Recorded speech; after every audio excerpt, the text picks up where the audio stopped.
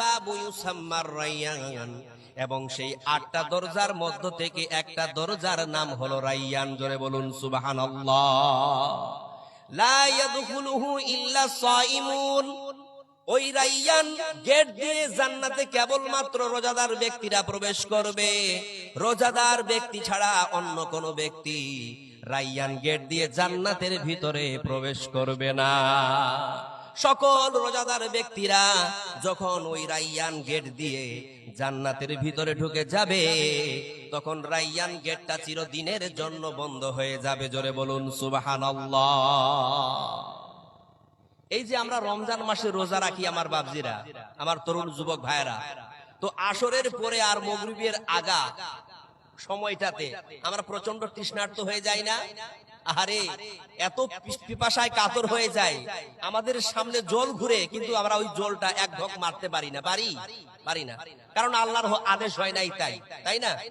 আমরা পিপাসায় কাতর হয়ে যাই। যারা মাঠে ঘাটে কাজ করেন তারা কিন্তু আরো প্রচন্ড ভাবে তৃষ্ণার্ত হন, তাই না? কিন্তু যতই তৃষ্ণা লাগুক, যতই পিপাসা লাগুক, কিন্তু আমরা ওই পানিটাকে ভিতরে ঢুকাতে পারবো না।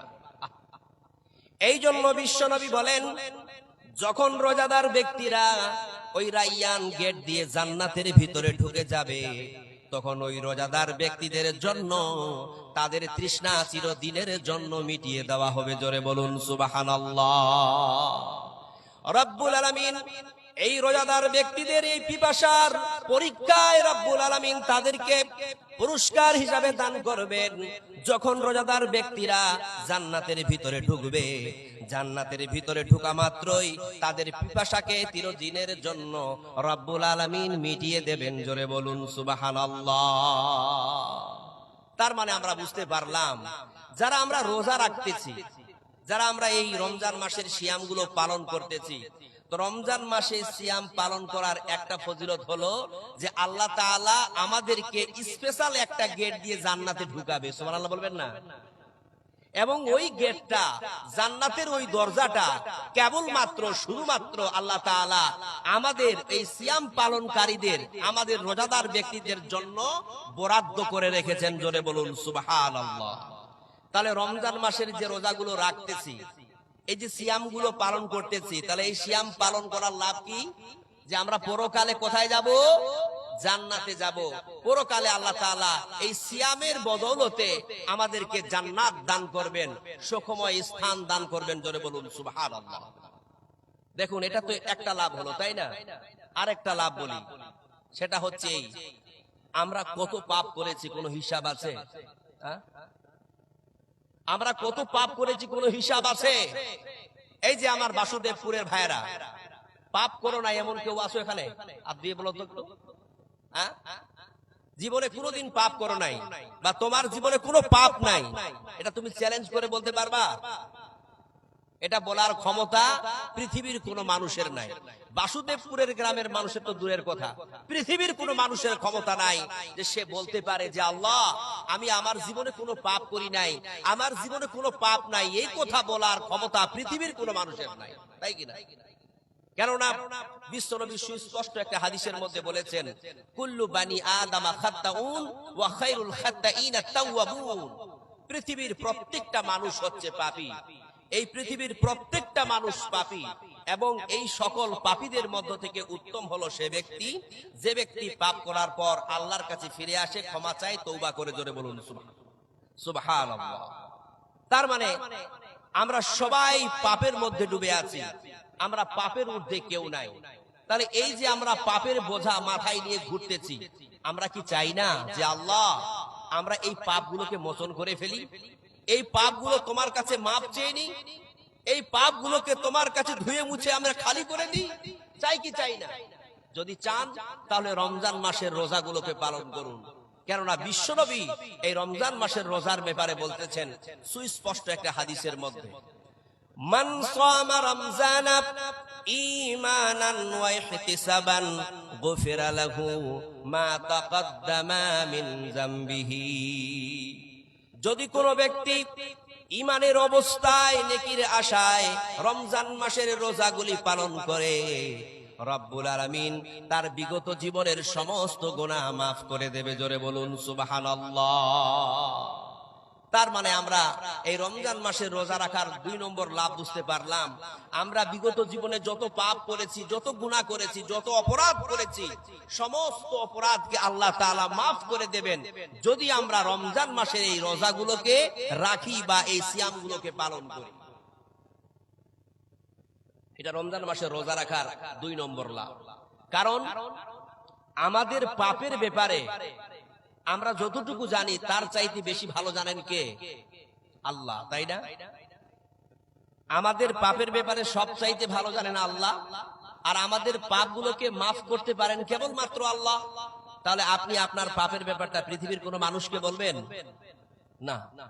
পৃথিবী না জানুক আমি তো জানি, আমি কি পাপ করেছি, হায় আমার পাপের করলে বিচার, বাঁচার আমার নাই উপায়, দয়াময় প্রভু মাফ করো আমায়, মাফ করো আমায়।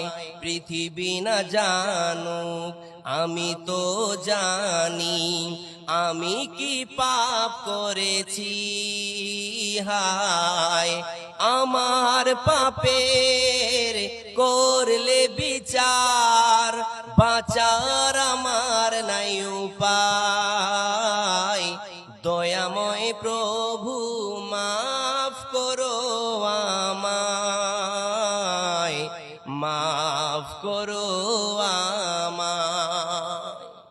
আমরা কত পাপ করেছি, আমরা আমাদের পাপের হিসাব রাখতে পারি না। উঠতে বসতে চলতে ফিরতে জানা অজানা গোপনে প্রকাশ্যে কত পাপ করতেছি, আমরা আমাদের পাপের হিসাব রাখি না। কিন্তু আল্লাহ আমাদের পাপের হিসাব ঠিক রেখেছে। এই পাপগুলোকে কেবলমাত্র আল্লাহ তাআলা মাফ করতে পারেন। তাই তো বিশ্বনবী বলেছেন, যে ব্যক্তি রমজান মাস পেল আর এই রমজান মাস পাওয়ার পরে নিজের পাপগুলোকে, নিজের গুনাহগুলোকে মোচন করতে পারলো না, ওর মতো হতভাগা পৃথিবীতে আর একটাও নেই।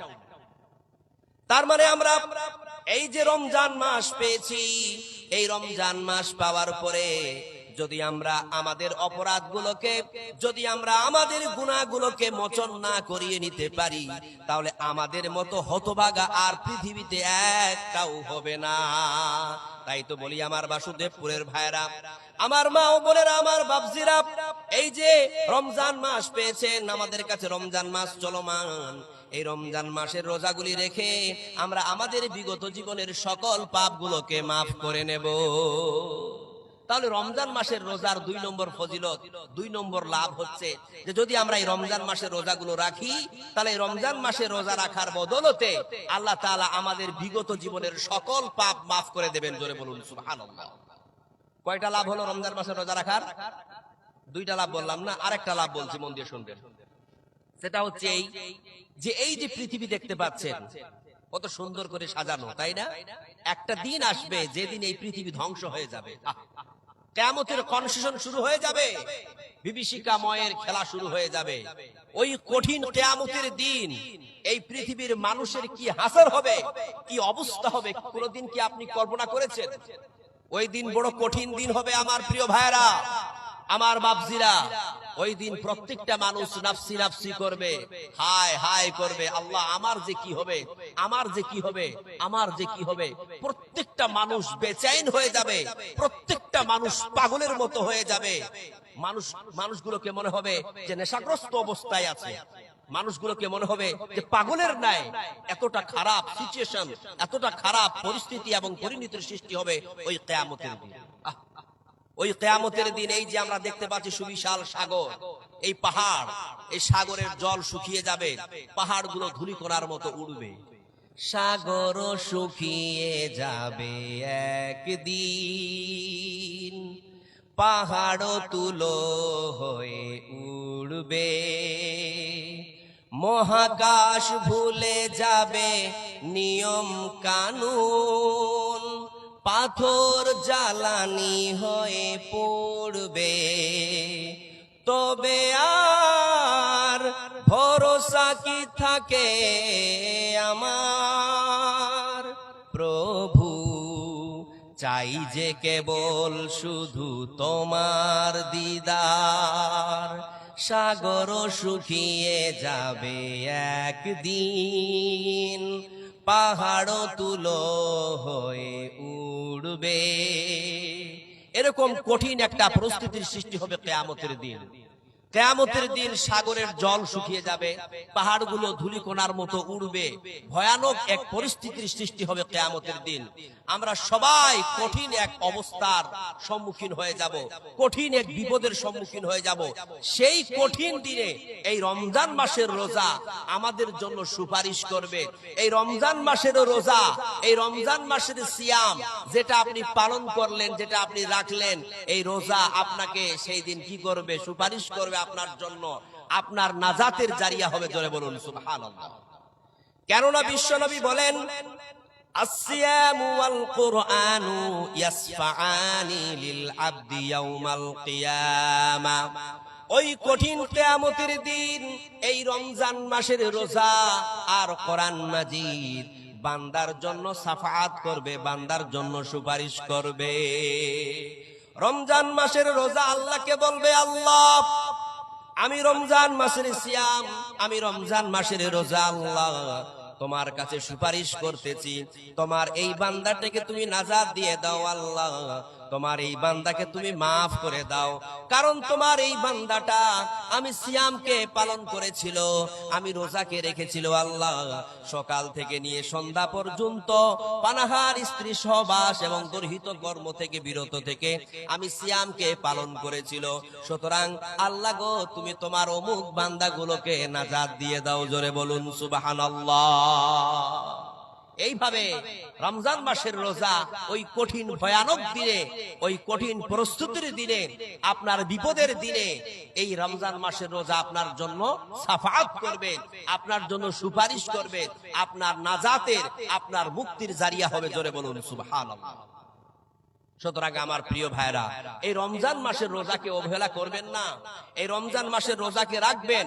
কারণ এই রমজান মাসের রোজা আপনাকে জান্নাত প্রবেশ করাবে। এই রমজান মাসের রোজা আপনার বিগত জীবনের পাপগুলোকে মাফ করে দেবে। এই রমজান মাসের রোজা কি করবে? আপনার জন্য ওই কঠিন কিয়ামতের দিন সাফাত করবে, আপনার জন্য সুপারিশ করবে, আপনার নাজাতের জারিয়া হবে। জোরে বলুন সুবহানাল্লাহ। এই রমজান মাসের সিয়ামের ব্যাপারে আল্লাহ তাআলা কি বলছেন, চলুন আমরা কোরআনের একটা আয়াত থেকে শুনে আসি। রব্বুল আলামিন বলেন, ইয়া আইয়ুহাল্লাযীনা আমানু কুতিবা আলাইকুমুস সিয়ামু কামা কুতিবা আলাল্লাযীনা মিন ক্বাবলিকুম লাআল্লাকুম তাত্তাকুন।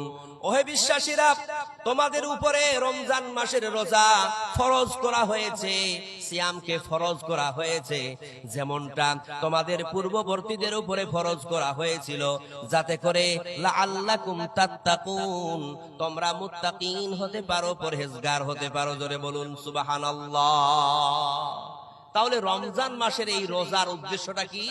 লাআল্লাকুম তাত্তাকুন, যাতে করে তোমরা মুত্তাকিন হতে পারো, যাতে করে তোমরা আল্লাহ সচেতন হতে পারো, আল্লাহ কনসাসনেস যেন তোমাদের মধ্যে গ্রো করে। এটাই তো রোজার প্রাইম অবজেক্টিভ, এটাই তো রোজার সেন্ট্রাল থিম। কিন্তু আমরা অনেককে যদি আপনি জিজ্ঞাসা করেন যে রোজার মূল উদ্দেশ্য কি, তো অনেকে বলে রোজার মূল উদ্দেশ্য হলো আল্লাহর আদেশ পালন করা, তারপর গরিব দুঃখীদের কষ্টটাকে অনুধাবন করা, সারাদিন না খেয়ে থাকা। কিন্তু না আমার প্রিয় ভাইয়েরা, না বাপজিরা, রমজান মাসের রোজার এটা উদ্দেশ্য নয়।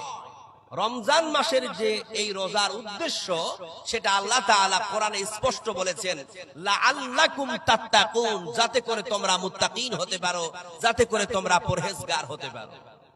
এখন যদি এই দুনিয়ার মানুষ রমজান মাসের রোজাগুলোকে পালন করার পর মুত্তাকিন না হতে পারে, পরহেজগার না হতে পারে, তাহলে তার রোজা রাখা আর না রাখা সমান হয়ে যাবে। কারণ রমজান মাসের উদ্দেশ্যকে, রমজানের এই সিয়ামের উদ্দেশ্যকে আল্লাহ তাআলা নিজে কোরআন মাজিদের মধ্যে স্পষ্ট করে বলে দিলেন, লাআল্লাকুম তাত্তাকুন, যাতে করে তোমরা মুত্তাকিন হতে পারো, যাতে করে তোমরা তাকওয়া হাসিল হতে পারো। জোরে বলুন সুবহানাল্লাহ। তাহলে আমরা যে এই রমজান মাসের রোজাগুলো রাখতেছি বা রাখছি, বা আগামীতে আরো যে বাকি রোজাগুলো আছে আমরা রাখবো,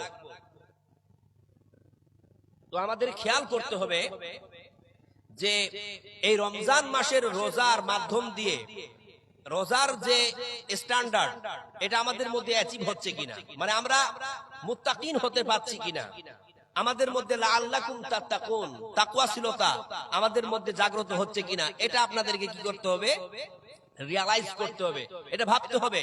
একজন মানুষ সারা মাসের প্রত্যেকটা রোজা পালন করলো, আর রোজা রাখার পর সে তাকওয়াশীল হতে পারলো না, আল্লাহ ভীরু হতে পারলো না, আল্লাহ সচেতন হতে পারলো না, তার মানে তার রোজা রাখা না রাখা সমান হয়ে গেছে।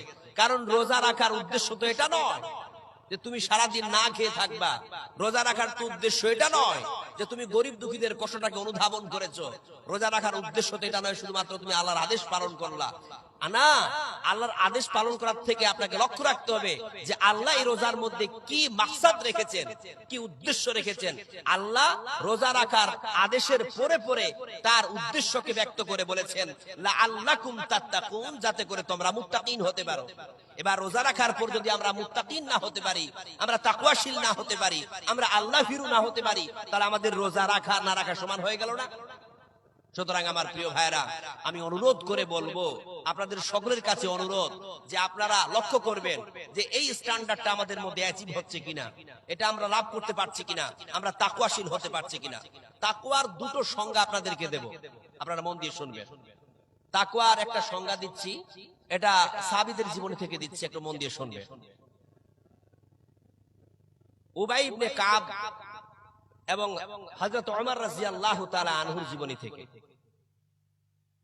আমিরুল মুমিনিন হযরত ওমর রাদিয়াল্লাহু তাআলা আনহু উবাই ইবনে কাবকে একদিন প্রশ্ন করেছিলেন, ইয়া উবাই, মা হুয়া তাকওয়া, তাকওয়া কাকে বলে? হোয়াট ইজ তাকওয়া, তাকওয়া কাকে বলে বলো। উবাই ইবনে কাব প্রশ্নের উত্তর না দিয়ে তিনিও আবার একটা প্রশ্ন ছুড়লেন, আমা সালাকতা তারিকান জাসাউ, হে আমিরুল মুমিনিন, আপনি কি কোনদিন কাঁটা যুক্ত রাস্তা দিয়ে মরুভূমিতে হেঁটেছেন? হযরত ওমর বললেন, বালা, জি হ্যাঁ হেঁটেছি। উবাই ইবনে কাব বললেন, কাইফা আমিলতা, আপনি কিভাবে হেঁটেছেন? হযরত ওমর বললেন, সাম্মারতু ওয়াজতাহাদতু, আমি আমার জামা কাপড়গুলোকে আটো সাটো করে জড়িয়ে ধরে এমন ভাবে আমি মরুভূমিতে হেঁটেছি যাতে করে ওই মরুভূমির ক্যাকটাস আর গুলমলতার কাঁটা আমার গায়ে না বিধে। তখন উবাই ইবনে কাব বললেন, ইয়া আমিরুল মুমিনিন, ফাযালিকা হুয়াত তাকওয়া, আপনি তো ঠিকই জানেন তাকওয়া কাকে বলে, এটাই তো হলো তাকওয়া। জোরে বলুন সুবহানাল্লাহ।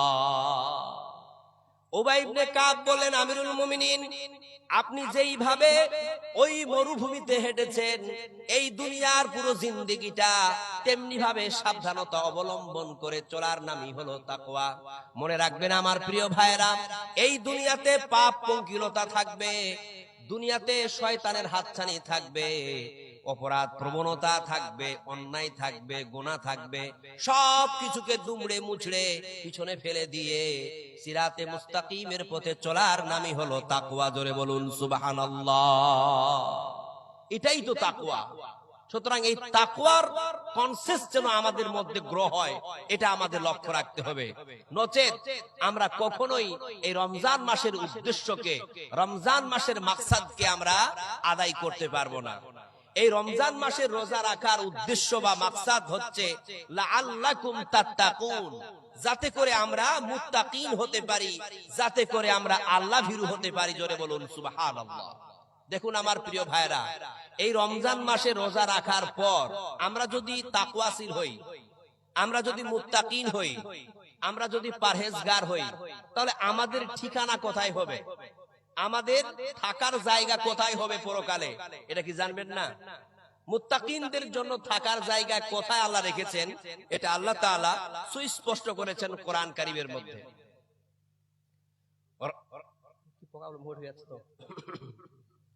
রব্বুল আলামিন বলেন وسارعوا إلى مغفرة من ربكم وجنة أرضها السماوات والأرض أعدت للمتقين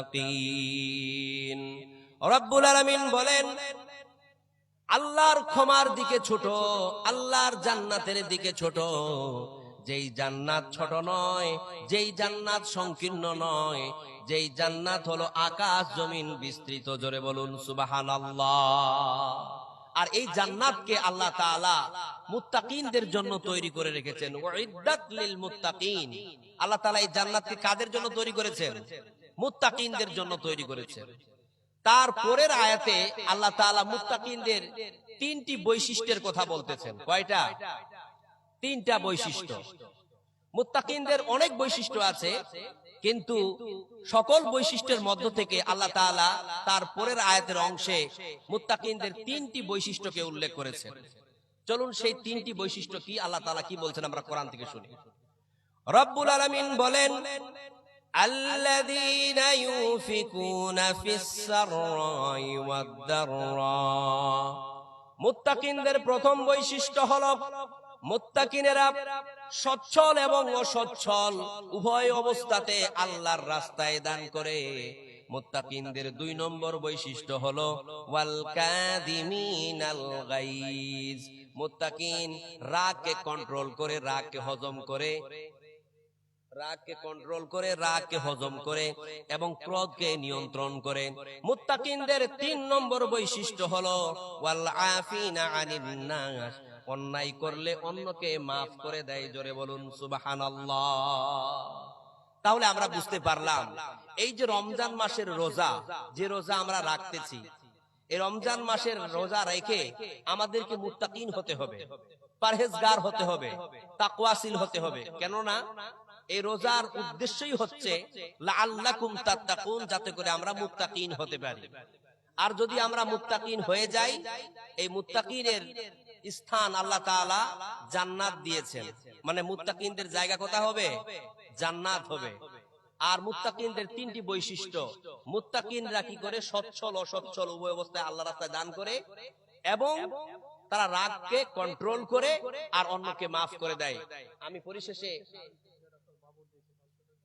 মাশাআল্লাহ আলহামদুলিল্লাহ আল্লাহুম্মা সাল্লাল্লাহু ওয়া বারিক আলাইহি, নারায়ণপুর থেকে বাবর, ডক্টর বাবর সাহেব দিয়েছেন 500 টাকা। আর আমাদের বাসুদেবপুর থেকে দিয়েছেন একজন 500 টাকা। মাশাআল্লাহ আল্লাহুম্মা সাল্লাল্লাহু ওয়া বারিক আলাইহি। দেখুন আমার প্রিয় ভাইরা, যাই হোক শেষ করে দিই, শেষ করতে বলুন।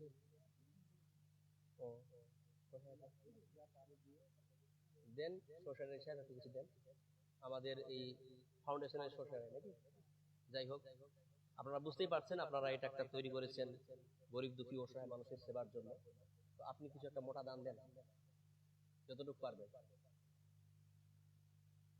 প্রেসার ক্রিয়েট করবো না, বহু দূর থেকে এসেছি, মুসাফির মানুষ, দোয়া দিয়ে দেবো। 5000 দেন।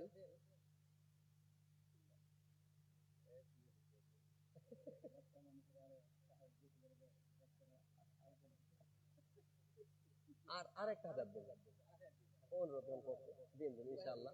দেখেন গরিব দুঃখী অসহায় মানুষের জন্যই যাবে টাকাটা আপনার। আরেকটা 1000 দিয়ে দেন, দিয়ে মাশাআল্লাহ আল্লাহুম্মা সাল্লি আল্লাহুম্মা বারিক আলাইহি।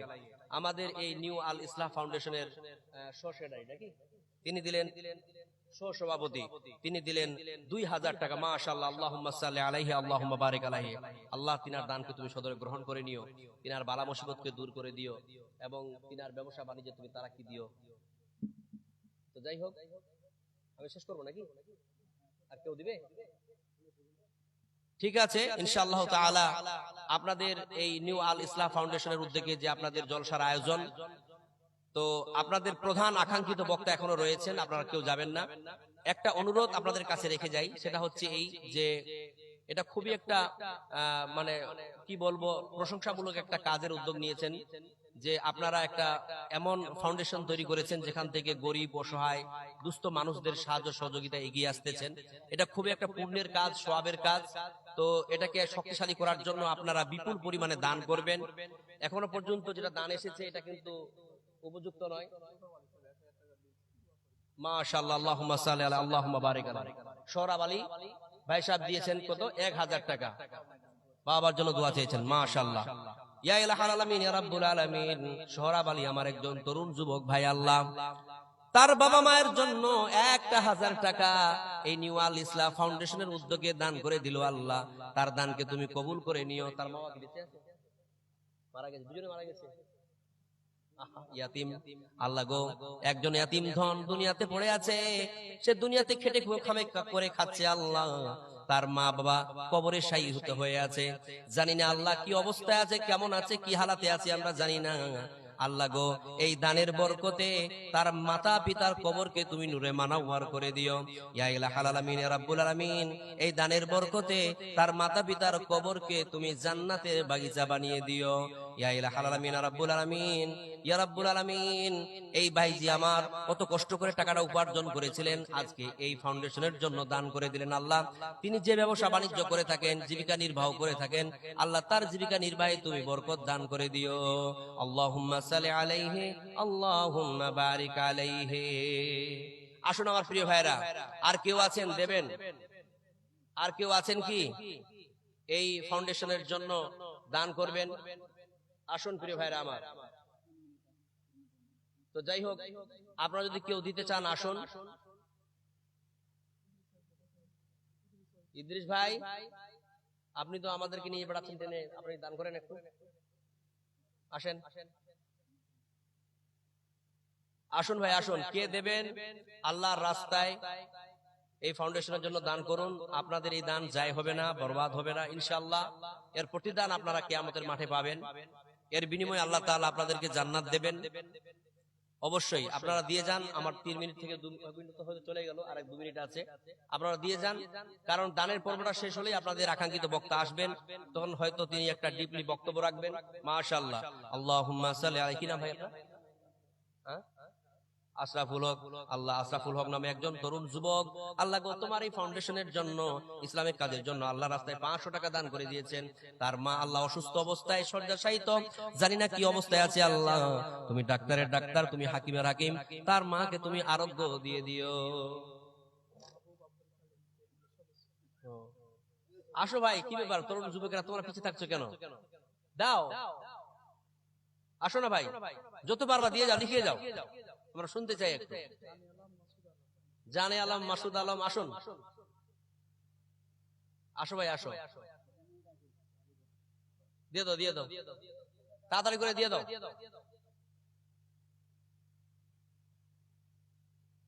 একটা করে 1000 টাকা দাও তো। আব্দুল ওদুদ সাহেব কোথায় আছেন? আপনি আসুন। 500। মাশাআল্লাহ। আপনার নাম কি? জানে আলম। আব্দুল কারিম সাহেব দিলেন 500 টাকা। মাশাআল্লাহ, আল্লাহুম্মা সাল্লি আলা আল্লাহুম্মা বারিক আলাইহি। আর কি আছেন? আব্দুল ওদুদ 5000। কই আসো, টাকাগুলো গুনার জন্য এতগুলো লোক বসে আছে এখানে। আসো, তাড়াতাড়ি করে দিয়ে দাও ভাই, যাইও না, টাকাটা দিয়ে বসো। হ্যাঁ আসুন।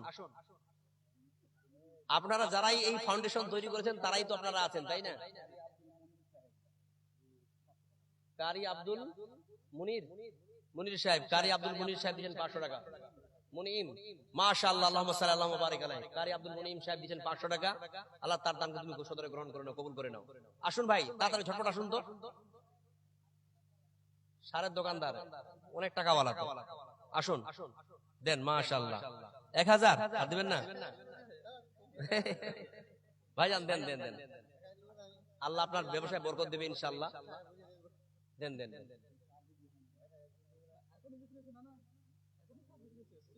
সিজন চলছে। 2000 টাকা করে দাও। হ্যাঁ, 2000 টাকা করে দাও। দাও দাও দাও, 500 টাকা লিখে। মাশাআল্লাহ, আল্লাহুম্মা সাল্লি আলাইহি, আল্লাহুম্মা বারিক আলাইহি। একজন সারের দোকানদার, আল্লাহ 2000 টাকা দিয়েছে, তার দানকে তুমি কবুল করে নাও। আসুন ভাই, আর কে আছেন? জানেন মাশাআল্লাহ কি করে উঠছো না কেন? আসো ভাই, আসো। সুলতান সাহেব আসুন, এদিকে আসুন। মাশাআল্লাহ, সুলতান সাহেব 500 টাকা। মাশাআল্লাহ। হ্যাঁ, কি নাম আপনার? এমডি মাসুদ আলম, বাবা মারা গেছে। ইয়া ইলাহাল আলামিন রাব্বুল আলামিন। এমডি মাসুদ আলম একজন তরুণ যুবক ভাই, আল্লাহ আমার সামনে বসেছিল 500 টাকা তোমার রাস্তায় এই নিউ আল ইসলাম ফাউন্ডেশনের উদ্যোগে আল্লাহ দান করে দিল। এই মুক্ত হস্তে দান করার বিনিময় তার বাবা আল্লাহ কবরে শায়িত হয়ে আছেন, এই দুনিয়া ছেড়ে চলে গেছেন। আল্লাহ কিভাবে আছে জানি না। ইয়া ইলাহাল আলামিন ইয়া রাব্বুল আলামিন, তার বাবার কবরকে তুমি নূরে মানাওয়ার করে দিও আল্লাহ। তার বাবার কবরকে তুমি এই দানের বিনিময় জান্নাতের বাগিচা বানিয়ে দিও। পরকালে তার বাবাকে তুমি জান্নাতবাসী করে দিও মাওলা। আসুন। আব্বা অসুস্থ অবস্থায় আছে না? ইয়া ইলাহাল আলামিন ইয়া রাব্বুল আলামিন, ওদুতের আব্বা আল্লাহ একজন তোমার বান্দা, একজন তোমার প্রিয় বান্দা আল্লাহ অসুস্থ অবস্থায় আছে, রোগ সজ্জায় আছে, জানি না কি অবস্থায় আছে, কতটুকু অসুস্থ। আল্লাহ গো ইয়া ইলাহাল আলামিন, তারকে তুমি সুস্থতা দান করো ইয়া রাব্বুল আলামিন। যখন ডাক্তারের চিকিৎসা গিয়ে শেষ হয়ে যায়, আল্লাহ তোমার চিকিৎসা সেখান থেকে শুরু হয়। ইয়া ইলাহাল আলামিন ইয়া রাব্বুল আলামিন, তুমি তোমার আরোগ্য দিয়ে তাকে তুমি করে তোলো ইয়া রাব্বুল আলামিন। তিনি আজকে উদ্যোগে 1000 টাকা দান, 1500 টাকা দান, 2000 টাকা দান করে দিয়েছে। আল্লাহ তার দানকে তুমি কবুল করে নিও। এই দানের বিনিময় আল্লাহ তার কবরকে তুমি নূরে মানাওয়ার করে দিও। বাশির আহমেদ আছে না? আসুন ভাই, বাশির আহমেদ আপনি দিয়ে যান একটু। আসুন প্রিয় ভাইরা, আসুন। প্রোগ্রাম শোনা হয়ে গেছে। আপনারা যারা আছেন, আপনারা যদি 500 করে দেন তাতেই আমাদের হয়ে যাবে, ঠিক আছে? ও তো আসছে না, তখন রাখতেই আছে। আসেন, আসুন তাহলে, ঠিক আছে। হ্যাঁ মা বোনেরা, আপনারা দিয়ে যাবেন। হ্যাঁ, আমার পরে যিনি আছেন উনার হাতে আপনারা মুক্ত হস্তে এই ফাউন্ডেশন জন্য দান করবেন। এখান থেকে আমি আমার আলোচনা শেষ করতেছি। ওয়া মা আখিরুদ দাওয়ানা আলহামদুলিল্লাহ রাব্বিল আলামিন। আসসালামু আলাইকুম। আসসালামু আলাইকুম ওয়া রাহমাতুল্লাহ। মাশাআল্লাহ, আলহামদুলিল্লাহ। আলোচনা করছিলেন খুব সুন্দর, কিন্তু আমাদের দুঃখের বিষয় আমাদের শ্রোতা সাথ দিচ্ছে না। তাই আপনাদের কাছে অনুরোধ করব, ইনার কণ্ঠটা আমাদের ওপার বাংলার মিজানুর রহমান আজহারি সাহেবের মতোই আমরা মাঝে মাঝে গুলিয়ে ফেলি, কার ওয়াজ শুনি। তো যাই হোক, আমরা তো ওনাকে আনার আমাদের সমর্থন নেই, বা উনি আসতে পারবেন না আমাদের মতো ছোট মোটো জায়গায়। তাই ইনাকে শুনেই আমরা উনার স্বাদটা গ্রহণ করি আর কি। তাই সকলের কাছে অনুরোধ, আপনারা যতক্ষণ ইনি ওয়াজ করবেন আপনারা একটু শান্তি সৃষ্ট ভাবে বসে শুধু এই সভাটাকে শেষ করবেন। আপনারা এই কয়েকটি লোক মুষ্টিময় যেটি আছেন, আপনারা একটু দয়া করে আপনাদের কাছে অনুরোধ করবো, আপনারা শুনে তারপরে আপনারা যাবেন। এখন আপনাদের সামনে বক্তব্য রাখবেন জনাব মাওলানা আখতার হোসেন ইসলাহি সাহেব। মাইক মানে একটু আওয়াজ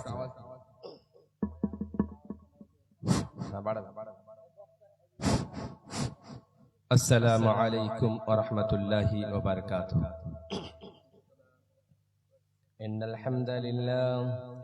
হামদালিল্লাহি নাহমাদুহু ওয়া নাস্তাঈনুহু ওয়া নাস্তাগফিরুহু ওয়া নু'মিনু বিহি ওয়া নাতাওয়াক্কালু আলাইহি ونعوذ بالله من شرور أنفسنا ونشهد أن سيدنا ونبينا وحبيبنا وبشيرنا ونذيرنا وطبيبنا وطبيب أرواحنا وهو الفرد الصمد لم يلد ولم يولد ولم يكن له كفوا أحد. أعوذ بالله من الشيطان الرجيم. بسم الله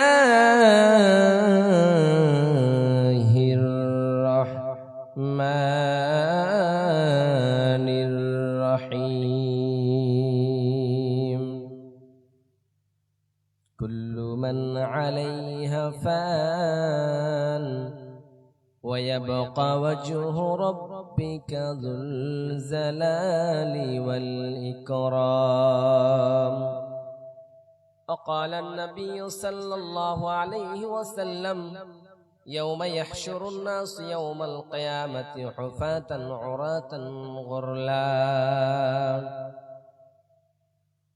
रजब शबाने बरकत दाओ रमजान मासे गुनाह झड़ाओ रजब शबाने बरकत दाओ रमजान मासे गुनाह झड़ाओ सप्ताह जोड़े बरकत दाओ जुमर दिने ते गुनाह झड़ाओ रजब शबाने बरकत दाओ रमजान मासे गुनाह झड़ाओ उपस्थित আজকের সভার মহামান্বিত সভাপতি সাহেব, স্টেজে বসে থাকা উলামায়ে কেরাম, সামনে বসে থাকা ভাই ও আব্বাজানেরা, পর্দানশী মা ও বোনেরা, সর্বপ্রথম সেই মহান আল্লাহ সুবহানাহু ওয়া তাআলার প্রশংসা করি, গুণগান গাই, গুণকীর্তন করি যে আল্লাহ আমাদেরকে একত্রিত হয়ে আসার বসার তৌফিক ইনায়াত করেছেন, তাই পড়ি আলহামদুলিল্লাহ।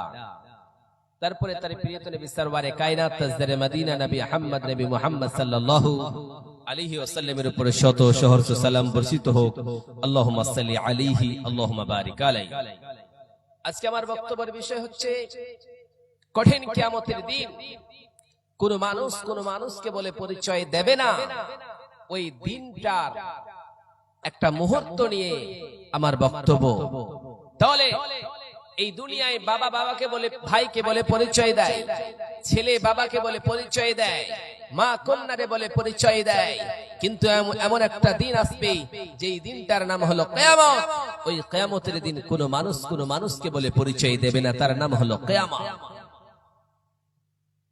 আমরা দুনিয়ার জমিন থেকে যেই দিন চলে যাব, আমাদেরকে যেই দিন উঠানো হবে, সমস্ত মানুষ একত্রিত হওয়ানো লাগবে, ওই দিনটার নাম হলো কিয়ামত। ওই দিনটা একদিনের হবে না, 5 দিনের হবে না, 50,000 বছরের একটাই দিন হবে। ওই জন্য রব্বুল আলামিন বলে, দুনিয়ার মানুষের আরে সাইয়্যিদাতুনা আয়েশা সিদ্দিকা রাদিয়াল্লাহু তাআলা আনহা বিশ্বনবীর প্রশ্ন করলেন, ইয়া রাসূলুল্লাহ, বিশ্বনবী সাল্লাল্লাহু আলাইহি সাল্লামের বিবি আয়েশা সিদ্দিকা রাদিয়াল্লাহু তাআলা আনহা একদিন কান্না করতেছেন। অঝর নয়ন নেই, যখন কান্না করতেছেন তখন বিশ্বনবী আয়েশারে দেখলেন, তারপরে বললেন, ও আয়েশা, তুমি আজকে কান্না কেন করতেছো? বলো বলো বলো, তোমারে কি কেউ গালমন্দ করেছে রে আয়েশা? তোমারে কি কেউ কটু কথা বলেছে নাকি? তোমাকে কে কেউ কোনো গালমন্দর কোনো যুক্ত কথা বলেছে নাকি রে আয়েশা? তাহলে তুমি কান্না কেন করতেছো? বলো বলো বলো। সেই সময় আয়েশা সিদ্দিকা রাদিয়াল্লাহু তাআলা আনহা বলতেছেন, ইয়া রাসূলুল্লাহ, ওগো দয়ার নবী, ওগো মায়ের নবী, আমারে কেউ গাল দেয় নাই, আমারে কেউ কটু কথা বলেন নাই গো নবীজি। আমি কান্না করতেছি, কান্না করার কারণটা বুঝতে পারলেন গো নবীজি? কঠিন কিয়ামতের দিন, যেই দিন মানুষ মানুষকে বলে পরিচয় দেবে না, বন্ধু বন্ধুরে বলে পরিচয় দেবে না, মা কন্যারে বলে পরিচয় দেবে না, কন্যা মারে বলে পরিচয় দেবে না, ভাই ভাইকে বলে পরিচয় দেবে না। তারপরে এমন একটা জায়গা হবে গো নবীজি, জাহান্নাম। ওই জাহান্নামের আগুন দুনিয়ার আগুনের মতো